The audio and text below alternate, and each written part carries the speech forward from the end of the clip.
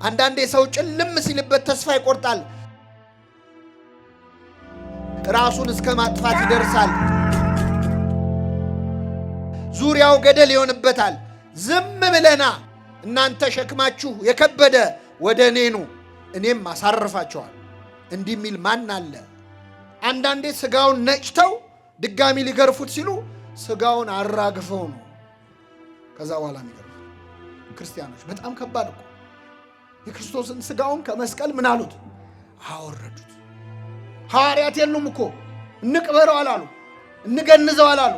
ኒቆዲሞስ ግን ሊገንዘው ተነሳ። ለነዳያን ማድረግ ለክርስቶስ ማድረግ ነው። እኛ አልፈናቸው መተን አይደለ ጧፍ የምናበረው? ድሃው እየለመነ ረግጠኸው መቅደስ ውስጥ ገብተህ ሻማ ብታበራ ያበራኸውን ሻማ የድሃውን እንባ ያጠፋዋል። መንፈሳዊ ሆኖ መታየት የማይፈልግ ሰዋል። አሁን እግዚአብሔር በእኛ ሳያፍር እኛ በእግዚአብሔር ማፈር አለብን የምትሉበት ቦታ ላይ ሰዎች በሃይማኖት ጉዳይ የማይሆን ነገር አይናገሯችሁ።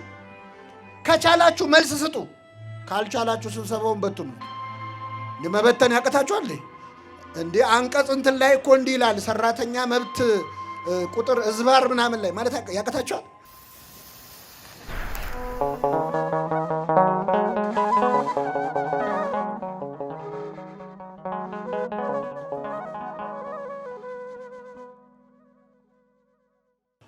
በስመ አብ ወወልድ ወመንፈስ ቅዱስ አሐዱ አምላክ።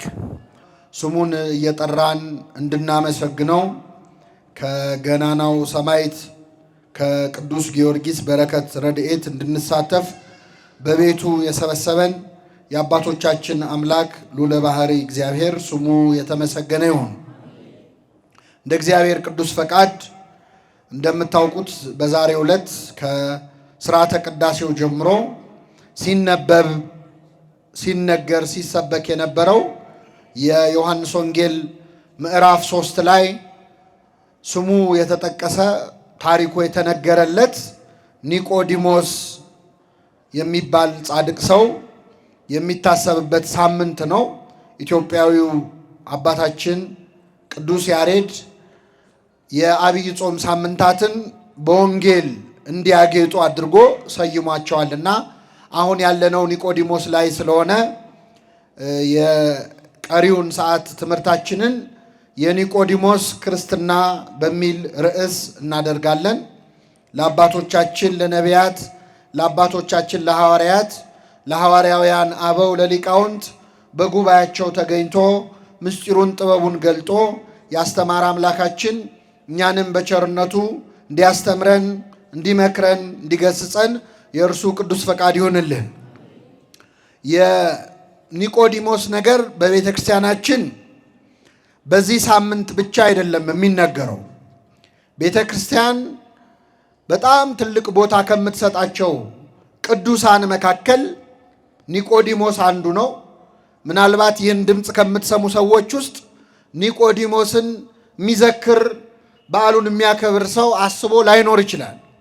ቤተ ክርስቲያን ግን የኒቆዲሞስን ውለታ ረስታ ስለማታውቅ ዕለት ዕለት በምንፈጽማቸው እንደ ምእመንም እንደ ካህናትም በምናደርጋቸው ነገሮች ውስጥ ኒቆዲሞስን እንድናስታውስ አድርጋለች። ለምሳሌ ምእመናን ወደ ቤተ ክርስቲያን ስንገባ ከመግባታችን በፊት ምን እናደርጋለን? አትሳለሙ? ትሳለማላችሁ። በመጀመሪያ በግንባራችን ተደፍተን ምን እንላለን? ደፉን እንሰግዳለን። ከዚያ ግራና ቀኝ ምኑን እንሳለማል? በሮቹን እንሳለማል። በቤተ ክርስቲያናችን ትምህርት በግንባራችን ተደፍተን የምንሳለመው የክርስቶስን መቃብር ነው። የጌታን መቀበሩን አስበን ነው። በግራና በቀኝ የምንስመው ደግሞ ዮሴፍንና ኒቆዲሞስን ነው። ክርስቶስን የገነዙትን እነዚህን ሁለት ቅዱሳን እናስባለን። ከዛሬ በኋላ አደራ አስተውላችሁ ተሳለሙ። እሺ፣ ብዙ ጊዜ ስንሳለም አናስተውልም። አንዳንዴ እንደው ተሳስታችሁ ወይ መስሪያ ቤታችሁን ወይ ሆስፒታል ወይ ትምህርት ቤት ተሳልማችሁ አታውቁ? ብዙ ሰው እኮ ይሳሳታል። ለምን? አስተውለን ስለማንሳለም። በግንባራችን ስንደፋ መቃብሩን፣ በግራ በቀኝ ደግሞ የምንሳለመው ዮሴፍንና ኒቆዲሞስን ነው። በሥርዓተ ቅዳሴም ላይ ቤተ ክርስቲያን ኒቆዲሞስን ታነሳለች። በተለይ ሁለቱ ቀሳውስት ሰራዩ ካህንና ንፍቁ ካህን በሚቀድሱ ሰዓት ካህኑ ሲጸልዩ ምን ይላሉ? እኔንና እዚህ እየተራዳኝ ያለውን ይህንን ካህን ስጋህን እንደገነዙ እንደ ዮሴፍና እንደ ኒቆዲሞስ አድርገን ይላሉ። ስለዚህ ቤተክርስቲያናችን ኒቆዲሞስን በቅዳሴዋ ሁልጊዜ ታነሳዋለች። አሁን ደግሞ ዘመነ ትንሣኤ ሲመጣ በዮሴፍና በኒቆዲሞስ ነው ቅዳሴው ራሱ የሚጀመር። ገነዙት እያለች እያመሰገነች ማለት ነው። ስለዚህ ኒቆዲሞስ የዋዛ ሰው አይደለም። እጅግ ታላቅ ጻድቅ ነው። እጅግ ታላቅ ቅዱስ ነው። በረከቱን ያሳድርብን። የኒቆዲሞስ ክርስትና ብለን ስለዚህ ጻድቅ ሰው እንዴት በተለይ መንፈሳዊ ሕይወቱ እንዴት እያደገ እንደመጣ ከዮሐንስ ወንጌል ብቻ መሰረት አድርገን እንማራለን። እግዚአብሔር አምላካችን በቸርነቱ እንዲያስተምረን ቅዱስ ፈቃድ ይሁንልን። ምእመናን፣ ኒቆዲሞስ የሚለውን ስም የምናገኘው በዮሐንስ ወንጌል ላይ ብቻ ነው። በሌሎች ወንጌላት ላይ የኒቆዲሞስ ታሪክ አልተጻፈም። ዮሐንስ ወንጌል ላይ ግን 3 ጊዜ ኒቆዲሞስ ተጠቅሷል። የመጀመሪያው የዮሐንስ ወንጌል ምዕራፍ 3 ነው።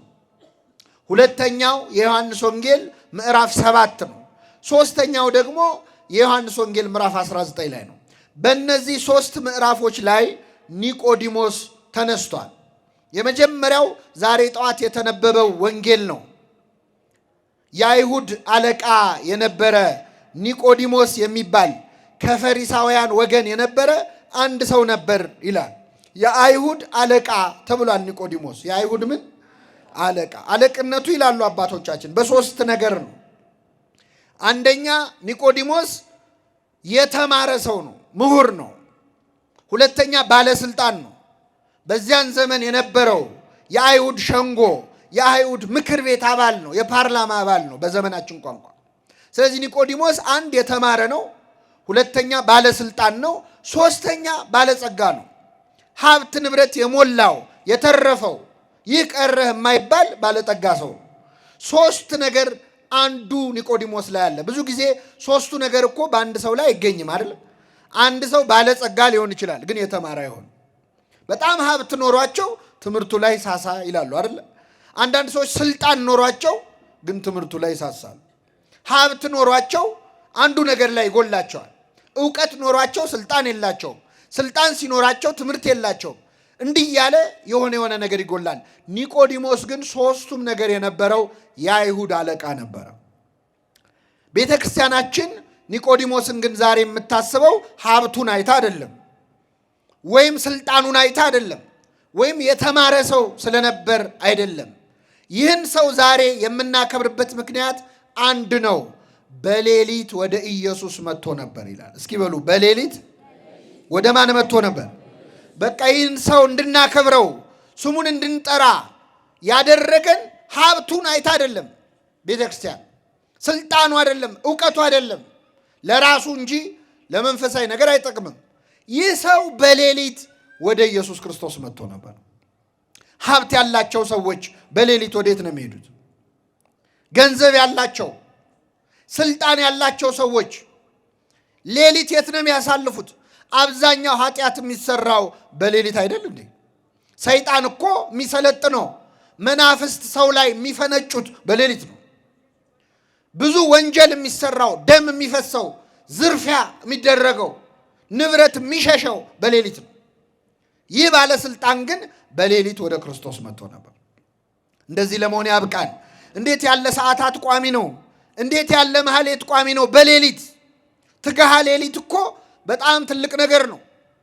የሌሊቱን ግርማ ሳይፈሩ ወደ ክርስቶስ መምጣት፣ ጨለማውን ሳይፈሩ ገስግሶ መሄጃ አጥቶ አይደለም። ኒቆዲሞስ ሀብት አለው፣ የፈለገበት ማደር ይችላል። ስልጣን አለው፣ በፈለገበት ቦታ መዋል ይችላል፣ ማሳለፍ ይችላል። በሌሊት ወደ መድኃኒታችን ወደ ኢየሱስ ክርስቶስ መጣ። ክርስቶስ በሌሊት ወደ እሱ የምንመጣበትን ትጋት ያድለን። እግዚአብሔር ሲፈቅድ ነው አይደል መምጣት የሚቻለው መትጋት የሚቻለው። ከነዋ መሐኬት ከኃጢአት እንቅልፍ አንቅቶ በሌሊት ፊቱ የሚያቆመን ማን ነው? እግዚአብሔር ነው። እና ኒቆዲሞስን የምናከብረው በሌሊት ወደ ክርስቶስ ስለመጣ ነው።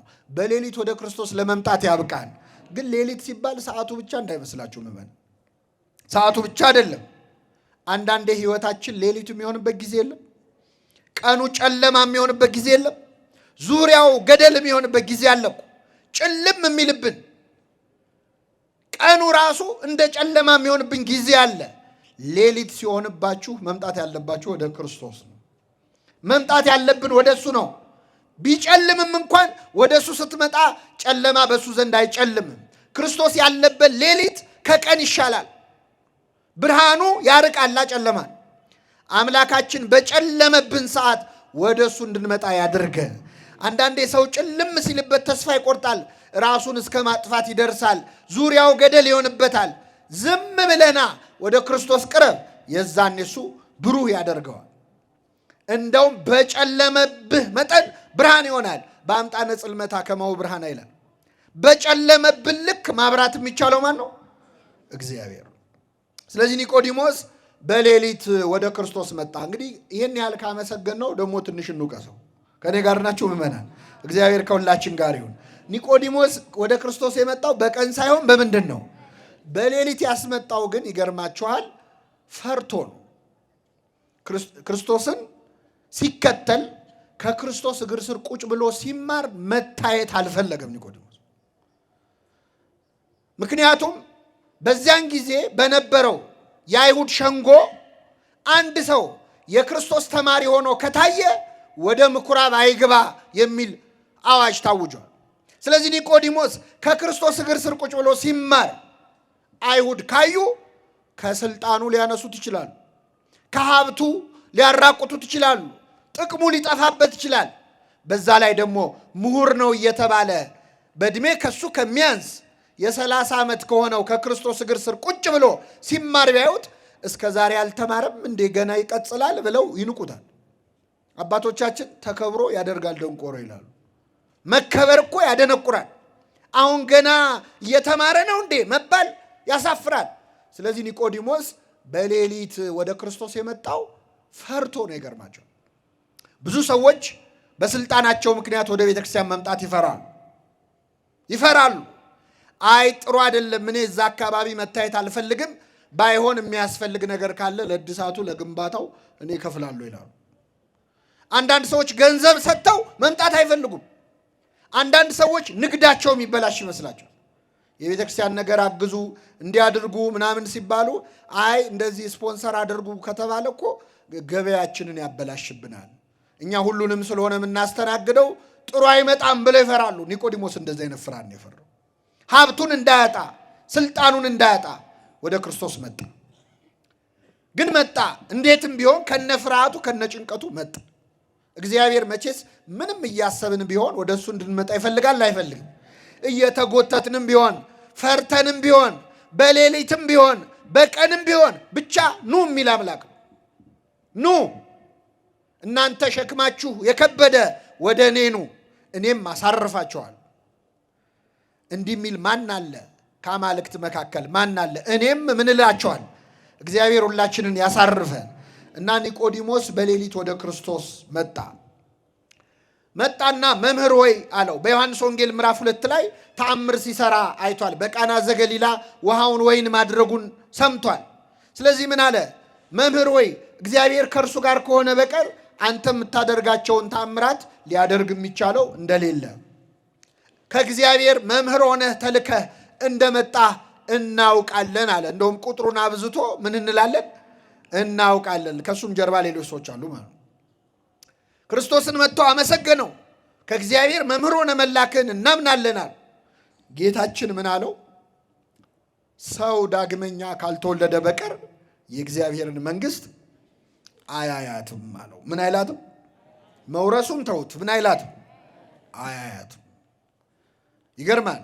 ሰው ዳግመኛ ካልተወለደ በቀር መጥተህ ስላመሰገንከኝ አይደለም፣ መምህር ሆይ ስላልከኝ አይደለም፣ እንዳንተ ያለ ከእግዚአብሔር የተላከ የለም፣ አንተ የምታደርገውን የሚያደርግ የለም ስላልከኝ አይደለም፣ ምንድነው ድጋሚ መወለድ አለብህ አለው። አይገርምም? እሱ እኮ ባለስልጣን ነኝ ብሎ ተኮፍሶ ነው የመጣው። እሱ እኮ ትልቅ ሰው ነው በሱ ቤት። ክርስቶስ ግን ገና መወለድ አለብህ፣ ገና ይቀርሃል። ደነገጠ ኒቆዲሞስ። እንዴት ሰው ከሸመገለ በኋላ ዳግመኛ ወደ እናቱ ማህፀን ገብቶ ሊወለድ ይችላልን? አለ። ይሄ ንጹሕ ጥያቄ ነው፣ ከልቡ ነው የጠየቀው። ክርስቶስ መለሰለት፣ ሰው ዳግመኛ ከውሃና ከመንፈስ ካልተወለደ በቀር የእግዚአብሔርን መንግሥት አያያትም አለ። ከምንና ከምን ካልተወለደ? ከውሃና አባቶቻችን ሲያብራሩት ከአብራ ከመንፈስ ቅዱስ ከማህፀነ ዮርዳኖስ ይላሉ። ዮርዳኖስን እንደ እናት መንፈስ ቅዱስን እንደ አባት አድርገው ከአብራ ከመንፈስ ቅዱስ ከማህፀነ ዮርዳኖስ ካልተወለደ ወይም ካልተጠመቀ በቀር የእግዚአብሔርን መንግሥት ሊያይ አይችልም። ስለ ጥምቀት የነገርኩ አለው።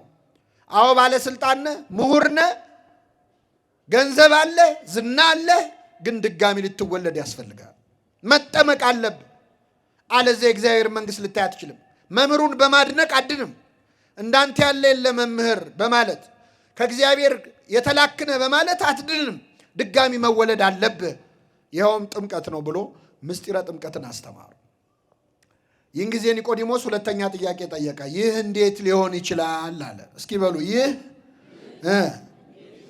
አሁን የጠየቀው ከእውቀት ማነስ ሳይሆን ተጠራጠረ። እንዴት ሊሆን ይችላል አለ። ይህን ጊዜ ክርስቶስ ተቆጣ። እግዚአብሔር ምዕመናን ከእውቀት ማነስ ስንጠይቀው ይመልስልናል። ከእምነት ማነስ ስንጠይቀው ግን ይቆጣል፣ ያዝናል። እንዴት ይሆናል የሚለው ከእውቀት ማነስ ከሆነ ይብራራል። እመቤታችን እንደጠየቀችው ገብርኤልን ወንድ ስለማላውቅ አሁን ይሄ ከእውቀት እንዴት ነው የሚሆነው ነው ያለችው። አክብሮ መለሰላት።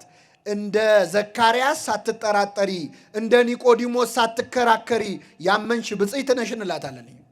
ኒቆዲሞስ ግን ክርክር ነው የገባው ከክርስቶስ ጋር። እንዴት ሰው እንዴት ከውሃና ከመንፈስ ይወለዳል ሲል፣ ይህን ጊዜ ጌታ አዘነበት። አንተ የአይሁድ መምህር ስትሆን ይህን አታውቅም አለው። ዓለም ልሞ ገሰጸው ይላሉ አባቶቻችን። ምን ብሎ ገሰጸው? አንተ የአይሁድ ምን ስትሆን እንዴ ትልቅ ሰው አይደለህ እንዴ? እቺ እንዴት ትጠፋለች አለው። አክብሮ ወቀሰው። አሁን እኛ እንደዚህ አንችልም እኮ። ሰው ስንወቅስ ወይ አይኑን እናጠፋዋለን እንጂ መጀመሪያ ማክበር ከዛ መውቀስ አንችልም። ክርስቶስ ግን አነጋገሩን ተመልከቱ። በሁሉ እኮ ነው አርአያ የሚሆነን ጌታችን። አንተ የአይሁድ ምን ስትሆን? መምህር ስትሆን። አሁን ብዙ ጊዜ ከሰው ጋር የምንጣላው እኛ ሰው እናስቀይማለን። ንግግራችን ሳይሆን አነጋገራችን ነው ሰው የሚያስቀይም። እኔ እንደ ይቅርታ አድርጉልኝ፣ አንድ ጥያቄ ልጠይቃችሁ።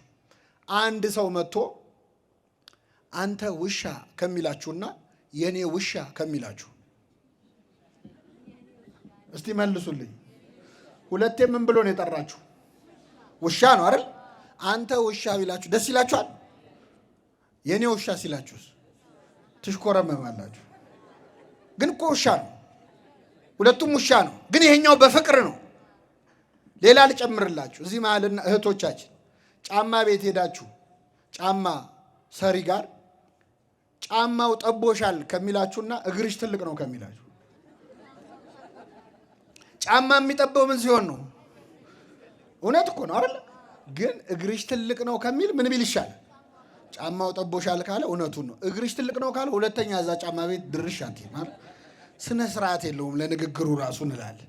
ዓለም ልሞ መገሰጽ ማወቅ አለብን። ከፍቅር ጋር ነው ተግሳጽ አይደለም እንዴ? አንተ ትልቅ ሰው አይደለህ እንዴ? ስንት ነገር የምታውቅ እቺ እንዴት ትጠፋለች ማለት ያስፈልግ። እኛ በስድብ ስለምንጀምር ነው ሰዎች የማይሰሙ። ተቆጥተን ነው። ዓለም ልሞ ገሰጸው። አንተ የአይሁድ መምህር ስትሆን ይሄ እንዴት ይጠፋል? ከስጋ የተወለደ ስጋ ነው፣ ከመንፈስ ግን የተወለደ መንፈስ ነው። እኔ ልደት እያልኩ ያለሁት የስጋ ልደት ሳይሆን የምን ልደት ነው? የመንፈስ ነው። ነፋስ ወደ ወደደው ይነፍሳል። ከወዴት እንደመጣ ወዴትም እንደሚሄድ አታውቅም። መንፈስ ቅዱስም እንደዚህ ነው አለው። ይመጣል፣ በማን ላይ እንደሚያድር አታውቅም። ሕፃኑ ሲጠመቅ ታያለህ፣ ግን እንዴት ጸጋ መንፈስ ቅዱስ እንደሚያገኝ አታውቅም። ወዴት እንደመጣ ወዴትም እንደሚሄድ አታውቅም ብሎ ክርስቶስ ምስጢረ ጥምቀትን ለኒቆዲሞስ አስተማረው። ኒቆዲሞስ ትልቅ ሰው ነኝ ብሎ፣ ባለስልጣን ነኝ ብሎ፣ ባለ ሀብት ነኝ ብሎ፣ ክብሩን ጠብቆ ግራ ቀኝ አይቶ ሰው አየኝ አላየኝ ብሎ ሲመጣ ክርስቶስ እንደምታስበው ትልቅ ሰው አይደለህም፣ ገና አልተወለድክም አለው። እየሰማችሁ ነው? ገና ልትወለድ ምን ይልሃል? ያስፈልግሃል አለው። እግዚአብሔር እንደዚህ አይነት አምላክ ይህንን ወንጌል ምስጢረ ጥምቀትን አስተማረው። በነገራችን ላይ እንደው ዝም ብዬ ነው እንጂ የምደክመው እዚህ ጉባኤ ላይ ያላችሁ ይሄ ድምፅ የሚሰማችሁ ሁላችሁም በ40ና በ80 ቀናችሁ አሁን ያነበብኩትን ወንጌል ሰምታችሁታል። ክርስትና ስትነሱ ይሄን አንብባ ነው ቤተ ክርስቲያን ክርስትና ያነሳችን። አልሰማችሁም? ትዝ አይላችሁ? ለነገሩ የዛን ቀን ቢዚ ነበራችሁ ጡት እየጠባችሁ ሁላችንም ሕፃናት ስለነበር ነፍሳችን ግን ትሰማለች አይደለም? አዎ። ስለዚህ ክርስቶስ ምስጢረ ጥምቀትን አስተምሮ ትልቅ ሰው ነኝ ያለውን ሰው ኧረ ገና መወለድ አለብህ ብሎ መለሰው ማለት ነው። ኒቆዲሞስ በክርስትናው የሚያፍርን ሰው ይመስላል። በዛሬው ዕለት በተነበበው ወንጌል ከኛ መሃል በሀብቱ ምክንያት ወይ በስልጣኑ ምክንያት ወይ በመንግስት ስራው ምክንያት ወይ በትምህርቱ ምክንያት መንፈሳዊ ሆኖ መታየት የማይፈልግ ሰዋል። ከቢሮ ወጥተው የት ነው የምትሄጂው ሲባሉ ቤተ ክርስቲያን ላለ ማለት እዚህ ደረስ ብዬ መጣሁ የሚሉ ሰዎች ማተባቸውን ለማሰር የሚያፍሩ። አሁን እግዚአብሔር በእኛ ሳያፍር እኛ በእግዚአብሔር ማፈር አለበት? ማንም ያሳፍረው ከእኛና ከሱ? እሱ ለእኛ እርቃኑን ለመሰቀል ሳያፍር እኛ ለማማተብ እናፍራለን። ሰው ፊት ጸልዮ ለመብላት የሚያፍሩ አሉ ከእኛ መሃል። ግራ ቀኝ አይቶ ልክ ኒቆዲሞስ ግራ ቀኝ አይቶ በሌሊት እንደመጣ በፍጥነት የሚያማትቡ ወጣቶች አሉ ሰው ሳያያቸው። እናፍራለን። መስሪያ ቤታቸው ላይ ስለ ሃይማኖታቸው እንዲታወቅ የማይፈልጉ እየጾሙ ብሉ ሲባሉ አይ ቆይ ትንሽ ቆያለሁ በኋላ እበላለሁ ወይ በልቼ መጣሁ የሚሉ ከትትና አንጻር ከማፈር አንጻር ሲሆን ነው እግዚአብሔር የሚያዝ ነው። ያው አጾም ነው ተናገርከው አልተናገርከው ክርስቲያን ከሆንክ አንድ ነው ለሁላችን። የሚፈራ ሰው አለ ሰጥቶ የሆነ በጎ ነገር ቤተክርስቲያን ውስጥ እየተሳተፈ ግን ሌላ ቦታ ያለውን ነገር የሚያበላሽበት መንፈሳዊ ሆኖ መታየት የማይፈልግ በተለይ ወጣትነት ላይ ይፈተናል። ጓደኞቹ እንዳያሾፉበት ስንት ወጣት ወደ እግዚአብሔር እየመጣ ወደ መንፈሳዊ ቦታ እየመጣ የሚሸማቀቅ ወጣት አለ። ሲዘምር እንዳይታይ ክህነት ተቀብለው የሚፈሩ ወጣቶች አሉ። ዲያቆን ነኝ ለማለት ገና ነው ለዓለም በዓለም ፊት ሞገስ እንዳያጡ ማለት። ይሄ የኒቆዲሞስ የመጀመሪያው ፈተና ነው። እንዲህ ያለ ፈተና ያለብንን ኒቆዲሞስን ያበረታ አምላክ ሁላችንን ያበርታል። የዮሐንስ ወንጌል ላይ ኒቆዲሞስ 3 ነው የተጠቀሰው ብያቸዋል። ስንቴ? የመጀመሪያው አሁን የነገርኳችሁን። ሁለተኛ ኒቆዲሞስን የምናገኘው የዮሐንስ ወንጌል ምዕራፍ 7 ላይ ነው።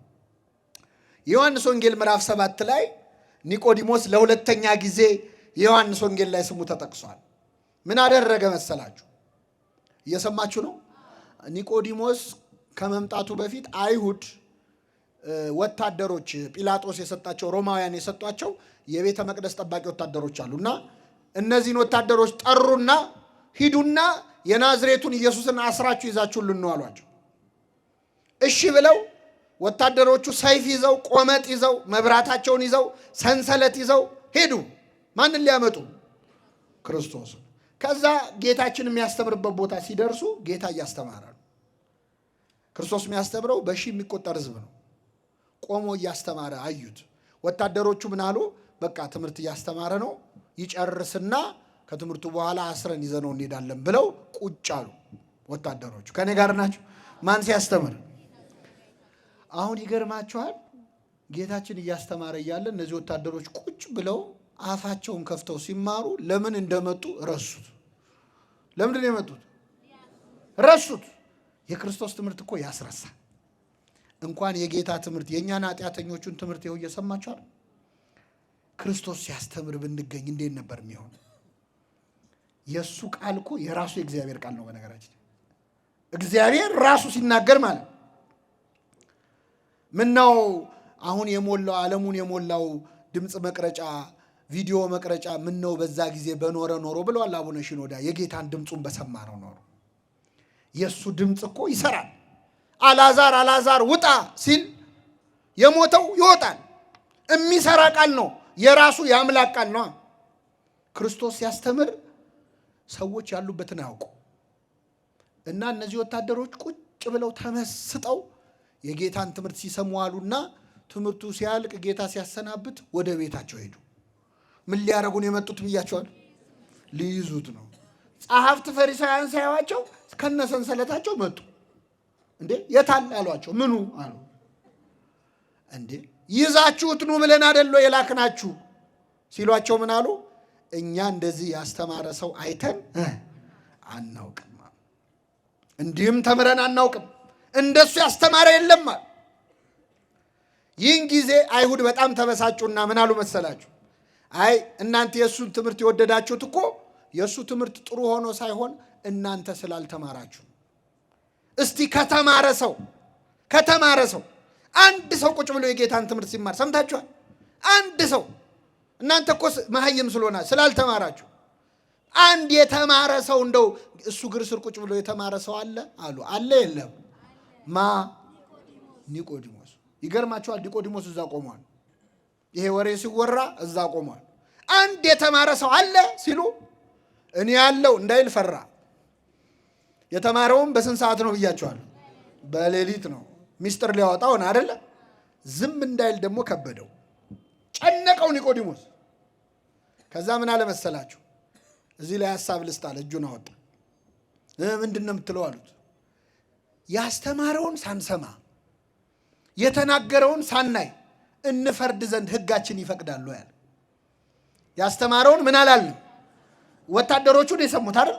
እኛ ሳንሰማ ለምን እንፈርዳለን አለ። አሁን ኒቆዲሞስ ይህን ሲል አይ አንተ አልተማርክም እንዳይሉት የተማረ ሰው። አይሁድ ምን አሉ? እስቲ ሕጉ ምን እንደሚል እንመርምር አሉና ስብሰባው ተበተነ ይላል። ኒቆዲሞስ ስብሰባውን በተነው። አይገርማችሁ? ደፍሮ መመስከር ባይችልም ቢያንስ ስብሰባውን በተነው። አሁን የምነግራችሁ አንዳንዴ የምትሰሩበት መስሪያ ቤት ላይ የምትሉበት ቦታ ላይ ሰዎች በሃይማኖት ጉዳይ የማይሆን ነገር አይናገሯችሁ? ከቻላችሁ መልስ ስጡ፣ ካልቻላችሁ ስብሰባውን በትኑት። እንደ መበተን ያቀታችኋል? ይሄ እኮ ቢሮ ነው፣ የሥራ ቦታ ነው፣ ምንድን ነው የምትበጠብጠው ማለት አትችሉም እንዴ? አንቀጽ እንትን ላይ እኮ እንዲህ ይላል፣ ሰራተኛ መብት ቁጥር እዝባር ምናምን ላይ ማለት ያቀታችኋል? ኒቆዲሞስ ይህንን ያደረገው አያችሁ። ደፍሮ ለመመስከር ፈራ፣ ጨነቀው። ዝም እንዳይል ደግሞ ጨነቀው። ሁለቱም አስጨነቀው። ስለዚህ ስብሰባውን በተነው ማለት ነው። እንደው አቅም ኖሮን መልስ መስጠት ቢያቅተን በክርስቶስ ላይ በድፍረት የሚነሳን ስብሰባ ለመበተን ያብቃን አምላካችን። አሁን ኒቆዲሞስ ትንሽ አላደገባችሁ? ቅድም ፈራ፣ አሁን ግን ትንሽ ደፈራ። በጣም ይገርማል። የዮሐንስ ወንጌል ምዕራፍ 19 ላይ ኒቆዲሞስን ለሶስተኛ ጊዜ እናገኘዋለን። ሶስተኛ ጊዜ ግን ኒቆዲሞስ እንደ መጀመሪያው ጊዜ ፈራ ተባ እያለ ግራ ቀኝ እያየ ተደብቆ በማታ አልመጣም። በአደባባይ ነው የወጣው፣ በጠራራ ፀሐይ። መቼ መሰላችሁ? ክርስቶስ ተሰቅሎ ሲሞት መስቀል ላይ በሞተበት ሰዓት ኒቆዲሞስ እንደ መጀመሪያው ቀን እስኪመሽ ልጠብቅ ሳይል፣ እንደ ሁለተኛው ቀን ፈራ ተባ ሳይል ብቻውን ወጣ። ይገርማል። የጌታ ደቀ መዛሙርት 12 ናቸው። ከ12ቱ አንዱ ሸጠው ጌታን፣ ሌላኛው ከአንዴም ሶስቴ ካደው፣ ሌሎቹ እግሬ አውጪኝ ብለው ተበተኑ። ዮሐንስ ብቻ ነው እስከ መስቀል የተከተለው። ብቻውን ነበር እኮ ክርስቶስ ዓርብ ዕለት። በመዋረድ ቀን እኮ ዘመድ የለም አይደል? አዎ ባለቅኔው አልቦ ዘመድ ጊዜ ተዋርዶ ይላሉ። ወይ ከውን ባይደ ጊዜ ተዋርዶ ዘመድ። በመዋረድ ቀን ዘመድ የለም፣ ባዕድ ነው ዘመድ የሚሆነው። እነዚህ ሐዋርያት በበላበት የበሉ ባደረበት ያደሩ፣ የቃሉን ትምህርት የእጁን ታምራት ያዩ፣ ሙት ሲያስነሳ ቆመው ያዩ፣ አሳና እንጀራ አበርክቶ ሲያበላ ያስተናገዱ የበሉ፣ ውሃን ወይን ሲያደርግ የጠጡ ሐዋርያት ዓርብ ዕለት አልነበሩም። ብቻውን ነበር ክርስቶስ፣ ብቻውን ነበረ። ማንም ደፍሮ ለሱ የመሰከረ አትንኩት ያለ አንድም ሰው አልነበረ። ይህን ቀን ብቻውን እያለ ግን ኒቆዲሞስ ወጣ። ይገርማቸዋል። ጌታ ሆይ እንደ በፊቱ አላፍርብህም አለ። እንደ በፊቱ በሌሊት አልመጣም፣ እስኪመሽ አልጠብቅም ብሎ ከሌላ እንደሱ ካመነ የአርማትያ ሰው ዮሴፍ የሚባል ነበር። ቅድም የመጀመሪያ ወንጌል ስናነብ መምህር ሆይ ከእግዚአብሔር ዘንድ ተልከህ እንደመጣህ እናውቃለን ያለው። ምን እንላለን? ስለዚህ ብዙ ናቸው ተደብቀው የሚያምኑ በክርስቶስ። ዮሴፍ ዘአርማትያም አንዱ ነው። ስለዚህ አብረው መጡ። ክርስቶስ በ3 ሰዓት ነው የሞተው። በነገራችን ላይ መስቀል ላይ ተሰቅሎ ወዲያው የሞተ ጌታ ብቻ ነው። ሌሎች ይቆያሉ። እግራቸው ተሰብሮ መተንፈስ ሲያቅታቸውን የሞቱት የግራና የቀኝ ወንበዴዎች። ሌሎቹ እንደውም ሰንበት ካልሆነ 3-4 ቀን መስቀል ላይ ተሰቅለው ካሁን ሞቱ እየተባለ እየተጠበቁ ይከርማሉ። ክርስቶስ ግን በ3 ሰዓት ነው የሞተው። ጲላጦስ ራሱ ገረመው። ከመቼው ሞተ አለ። ከመቼው ሞተ አለ። ለምን ቶሎ እንደሞተ ታውቃላችሁ? 6666 ጊዜ ተገርፏል። ኃይሌ እንደ ገል ደረቀ እንዳለ ክርስቶስ ደክሟል፣ ዝሏል። ምክንያቱም ተገርፏላ። የተገረፈው እኮ ክርስቶስ እኛ ለቡሄ በምናጮኸው ጅራፍ አይደለም። ሮማውያን የሚገርፉበት ጅራፍ እሾህ ያለበት እኮ ነው። ጅራፉ ራሱ ሚስማር ያለበት የሾሉ አጥንቶች ያሉበት ሰውነት ላይ ካረፈ በኋላ ስጋ እየነጨ የሚነሳ። አንዳንዴ ስጋውን ነጭተው ድጋሚ ሊገርፉት ሲሉ ስጋውን አራግፈው ነው ከዛ በኋላ የሚገርፉት። የስቃይ ቀን ነበር። ስለዚህ በ3 ሰዓት ውስጥ መስቀል ላይ ስጋ የተሰቀለ እኮ ነው የሚመስለው። ባየነው ጊዜ እንወደው ዘንድ ደም ግባት የለውም፣ መልክና ውበት የለውም ነው የሚለው እኮ። መልክና ውበት ብቻ አይደለም፣ መልክም አልነበረው። ሲያዩት አይመስልም፣ ተሸፍኗል በደም። በዛ ሁኔታ ላይ ያለ ዮሴፍና ኒቆዲሞስ ተነሱ። ኒቆዲሞስ በቃ ማታ እስኪመሽ አልጠብቅም አለ። ዛሬ ነው በአደባባይ እምነቴን የምገልጸው። ይገርማል። እንዴት አይነት ጻድቅ ነው ኒቆዲሞስ! ሐዋርያ በፈሩበት ቀን ደፈረ። ስልጣኔ ገደል ይግባ አለ። ሀብቴ ለዚህ ቀን ካልሆነ ለምን ይሆናል? ተው ወጣ በአደባባይ። ልብ አድርጉ። ክርስቶስ አይቶ ሊታዘበው የማይችልበት ቀን እኮ ነው ያ ቀን አይደል? ክርስቶስ ሞቷል እኮ አይደል? እንደው ሲያየኝ ያዝንብኛል እንኳን ሊል አይችልም፣ ሞቷል።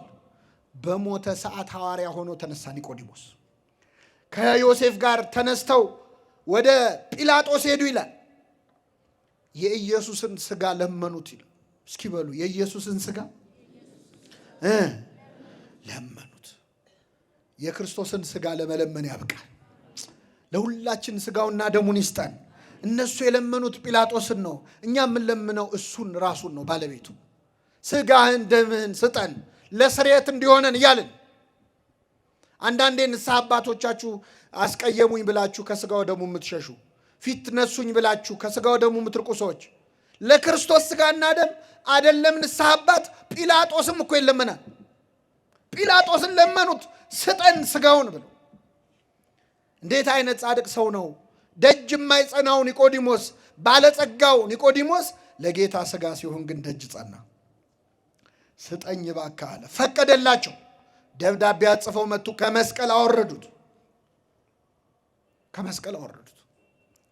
እንዴት ያለ ክብር ነው ክርስቲያኖች! በጣም ከባድ እኮ። የክርስቶስን ስጋውን ከመስቀል ምን አሉት? አወረዱት። ሐዋርያት የሉም እኮ።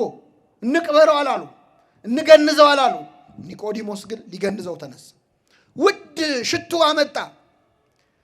ውድ ሽቱ ቅመም አምጥቶ ገንዘቡን አፈሰሰ። በቃ ከሱ አይበልጥብኝም አለ። ስልጣኔም ገደል ይግባ፣ ገንዘቤም ምንም አይሰራም፣ ለክርስቶስ ያልሆነ ምን ይሆናል? ገነዙት ክርስቶስ። ሞትከኑ መንሥኤሆሙ ለሙታን፣ ሙታንን የምታስነሳ ሆይ ሞትክን። ደከምከኑ መጽንዔሆሙ ለድኩማን፣ ደካሞችን የምታጸና ሆይ ደከምክን እያሉ እያለቀሱ ገነዙት። ይህን ጊዜ ጌታ በመላእክቱም ይላሉ በመለኮቱም ይላሉ ሊቃውንት ምን ብለው እንደሚገንዙ ነገራቸው እግዚአብሔር። ስለዚህ ቅዱስ እግዚአብሔር፣ ቅዱስ ኃያል፣ ቅዱስ ሕያው የማይሞት እያሉ ዛሬ በዓለም አቀፍ ኪዳን የምናደርስበት ማለት ነው። እኛ ጋር ብቻ አይደለም፣ በምስራቁም በኦሪየንታሉም በኢስተርኖቹም ጭምር አንድ ነው። ቅዱስ እግዚአብሔር፣ ቅዱስ ኃያል፣ ቅዱስ ሕያው የማይሞት እያሉ ገነዙት። ክርስቶስን መገነዝ እንዴት ያለ ክብር ነው! እንደው እንዴት ችለው ገነዙት ምእመናን! እንዴት ችለው አይኑን ከደኑት! አይን የሚያበራውን አምላክ ማለት ነው። አይን የሚያበራውን እጆቻቸው የሰለሉ ሰዎችን እጅ የሚሰጠውን አምላክ እጁን አሰሩት። እየፈሩ እየተንቀጠቀጡ ማለት ቅዱስ አጠቡት። ክርስቶስ በደም የተለወሰ አካሉን አጠቡት። በእውነት ዮሴፍና ኒቆዲሞስ በረከታቸው ይደርብን። እንዴት አይነት ክብር ነው! ስቃይ እኮ ነው ያቀን፣ ፈተና ያለበት ነው፣ የሚያሳስር ነው፣ የሚያስገድል ነው። እሱም ገንዘን እንሙታሉ። ከሱ አይበልጥም። ክርስትና ማለት ይሄ ነው። ይኸውላችሁ ማደግ ማለት ይሄ ነው። የሕግ መምህር በረከት ይሰጣል፣ ወይሐውር እምኃይል ውስተ ኃይል፣ ከኃይል ወደ ኃይል ይሄዳል። ኒቆዲሞስ ነው የሕግ መምህር ኒቆዲሞስ በረከት ይሰጣል። ከኃይል ወደ ኃይል ሄደ። ሌሊት ሲፈራ አየነው፣ ፈራ ተባ ሲል አየነው። አሁን ግን ክርስቶስን ሲገንዝ አየነው፣ ቆሞ ሲገንዝ አየነው። ሹመቱ ይቅርብኝ፣ ከምኩራብም ያስወጡኝ፣ ከመንግስቱ ያስወጣኝ እንጂ ወሰነ ማለት ነው። በክፉ ቀን ነው ክርስትናውን የገለጠው። ክፉ ቀን ሲመጣ እኮ ነው ሰው የሚክደው አይደለም? ክፉ ቀን ሲመጣ ነው ሰው የሚሸሸው። ኒቆዲሞስ ግን በክፉ ቀን ክርስቲያን ሆኖ የተገኘ ሰው ነው። ገነዙት፣ ክርስቶስን ቀበሩት በውድ ሽቱ። ያቺ ሴት እግሩ ስር አምጥታ ሰብራ ሽቱ አላፈሰሰችም? ኒቆዲሞስ ግን ያየኛል ሳይል ከሞተ በኋላ ነው ሽቱ ያፈሰሰለት። አፈሰሰለት ውድ ሽቱ። ሞቷል፣ ምን ያደርግለታል አላለም። በክብር ገንዘው ክርስቶስን ቀበሩት። ይሄ የመጨረሻው ክርስትና ነው። የመጨረሻው ሰማዕትነት ያስቀናል አይደለም? አያስቀናም? ያስቀናል። ምን ነው እንደው በኖርኩ አያሰኝም? አሁን እንዲህ ትል ከሆነ ይላል ቅዱስ ዮሐንስ አፈወርቅ፣ ወንድም ምን ነው እንደው ጌታ በተገነዘ ጊዜ በኖርኩ አብሬያቸው በገነዝኩ ትል እንደሆን ችግር የለውም፣ እኔ ልንገርህ፣ ውጣና ወንድም ነዳይ ሆኖ መንገድ ላይ ወድቆ ታገኘዋለህ፣ እሱን አልብሰው፣ ክርስቶስን እንደገነዝክ ይቆጠራል ይላል። ምን ችግር አለ? ከነዚህ ከድሆች ለአንዱ ካደረጋችሁት ለእኔ እንዳደረጋችሁት ምን እለዋለሁ? ቆጥረዋለሁ ብሏል ክርስቶስ። እንደውም ቅዱስ ኤፍሬም ሶርያዊ ምእመናን የሚገርማችሁ በሌሊት ይነሳና በማታ ከተማውን ይዞራል። ሶርያ ይዞርና የሞተ ድሃ ካለ ይፈልጋል። ካገኘ የሞተ ድሃ ሬሳ ካገኘ ጌታዬን አገኘሁት ይላል። ልገንዘው ነው ይላል። ገንዞ ሲመጣ ዛሬ እኮ ጌታዬን ገነዝኩት ይላል። ለነዳያን ማድረግ ለክርስቶስ ማድረግ ነው። እኛ አልፈናቸው መተን አይደለ ጧፍ የምናበረው? ቅዱስ ዮሐንስ አፈወርቅ ምን ይላል? ድሃው እየለመነ ረግጠኸው መቅደስ ውስጥ ገብተህ ሻማ ብታበራ ያበራኸውን ሻማ የድሃው እንባ ያጠፋዋል ይላል። ቤታችን ያስቀመጥነው የማንለብሳቸው ልብሶች እኮ የወንድማችን ልብሶች ናቸው። አልብሰው አውጣና ክርስቶስ እርቃኑን ሆኗል። ዮሴፍን ኒቆዲሞስን መሆን ከፈለግ ቤት ውስጥ ያለህን አንድ የተረፈን ነገር አውጥተህ ለወንድም ስጠው። በልተህ ጠገብኩ ብለህ የምትደፋው ምግብ የወንድምህ ራት ነበረ። ዛሬ ጠግቦ ያድር ነበር ወንድምህ፣ ባይጠግብም አመስግኖ ያድር ነበር። ዮሴፍን ኒቆዲሞስ መሆን የሚፈልግ ሰው ከጎኑ ያሉትን የክርስቶስ ምሳሌዎችን ከረዳ ማንን እንደረዳ ይቆጠራል? እግዚአብሔርም ክርስቶስ። ስለዚህ ኒቆዲሞስ በሶስት ደረጃ ነው። መጀመሪያ ወጣኒ ነበር፣ ጀማሪ ነበር፣ ፈሪ ነበር። ሁለተኛ ላይ ፈራ ተባ የሚል ነበር። ሶስተኛው ላይ ግን ሞት ቢመጣም ሰማዕትነት ድረስ ክርስቶስን ለማገልገል የወሰነ ነበር። እንደ ኒቆዲሞስ የሚያድግ ክርስትና ይስጠን ለሁላችን። አሁን እኛ ከላይ ወደ ታች ሆነ እኮ እድገታችን። ችግሩ የትናንቱ ይሻል ነበር፣ አሁን ነው እየደከምን የመጣ ነው። የትናንቱ ይቆጨናል አይደለም። ከኃይል ወደ ኃይል የሚሄድ ክርስትናን እግዚአብሔር ይፈልጋል። ኒቆዲሞስን ያከበረ አምላክ፣ ኒቆዲሞስን ለጸጋ የጠራ አምላክ ሁላችንን በኃይሉ በብርታቱ የሚያድግ ክርስትና የሚያድግ መንፈሳዊነትን ይስጠን። የሰማነውን በልቡናችን ያሳድርብን።